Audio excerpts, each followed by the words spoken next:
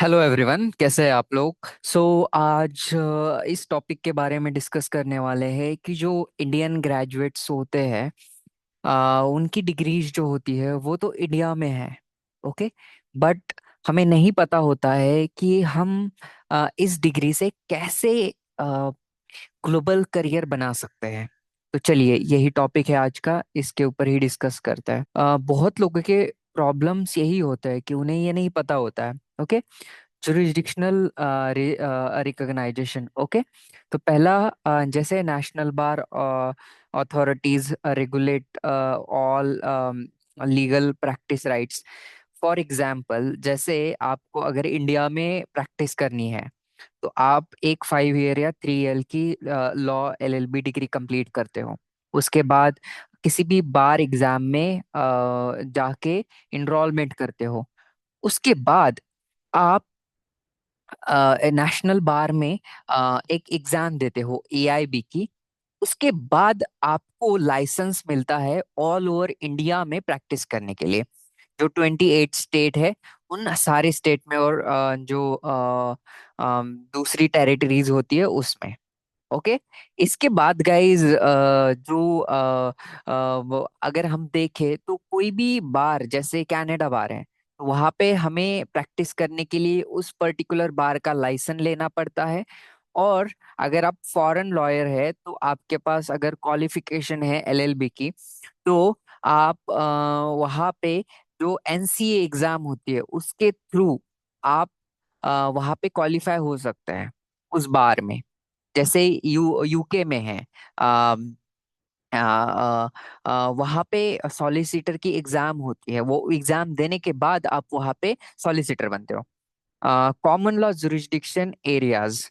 तो sorry, common law jurisdictions assess Indian degree favourable. Okay. और recognisation demands on scope of practice, not merit alone. तो ये 3 point है आपको jurisdictional recognisation के लिए। Guys, qualification pathways, assessments, modules, licensing. Okay. Assessment का देखते हैं। Standardise conversation exams and practical assessment. Okay. Modules का देखते हैं। एडिशनल एकेडमिक ब्रिजिंग और specific local modules. Okay. Licensee का recognisation with local regulator and bar councils. तो आपको अगर लाइसेंस चाहिए तो वहाँ पे जिस बार में भी प्रैक्टिस करनी है उस बार की एग्जाम देनी पड़ेगी। उसके बाद आपको एक प्रॉपर लाइसेंसिंग मिलेगा। इसके बाद रेगुलेट जो लोकल रेगुलेटर्स होते हैं, अलग अलग बार के अलग अलग एग्जाम्स होते हैं, अलग अलग रेगुलेशंस होते हैं, कंप्लायंस होते हैं, ये सारी चीजें अलग अलग है। तो आपको पर्टिकुलरली उस जुरिस्डिक्शन में अप्लाई करना होगा और वहां पे रजिस्ट्रेशन करना होगा। Global conversion modules. देखिए, region qualification module. Okay. United Kingdom में क्या होता है, solicitor qualification through SQE and centralised assignment. जैसे मैंने पहले भी बोला कि वहां पे यूके में किसी भी सॉलिसिटर बनने के लिए आपको एसक्यूई जो बार एग्जाम होती है वो आपको कंप्लीट करनी पड़ती है। इसके बाद है यूनाइटेड स्टेट। अब state specific eligibility and formal bar examination. अब देखिए, जैसे न्यूयॉर्क बार है तो वहाँ पे न्यूयॉर्क बार की एग्जाम होती है पर्टिकुलरली, वो आपको कंप्लीट करनी पड़ती है। उसके बाद कैलिफोर्निया बार है। कैलिफोर्निया बार की अलग एग्जाम होती है, वहाँ पे आपको वो पूरी के तरीके से एग्जाम कंप्लीट करनी पड़ती है। ये एग्जाम कंप्लीट करने के बाद आपको वहाँ पे बार का लाइसेंस मिल जाता है। उसके बाद है कैनेडियन, कनाडा, ऑस्ट्रेलिया। ओके। तो national credential and bridging and articling requirement. Okay. तो इनके अलग अलग क्राइटेरियाज होते हैं। कनाडा का तो अलग एक एग्जाम होती है, ऑस्ट्रेलिया के भी अलग अलग चीजें होती है बार के लिए। ओके। तो वहां पे क्वालिफिकेशन आप जान के वो सारी चीजें कंप्लीट कर सकते हो। गाइज, कोर प्रैक्टिकल स्किल्स क्या होनी चाहिए।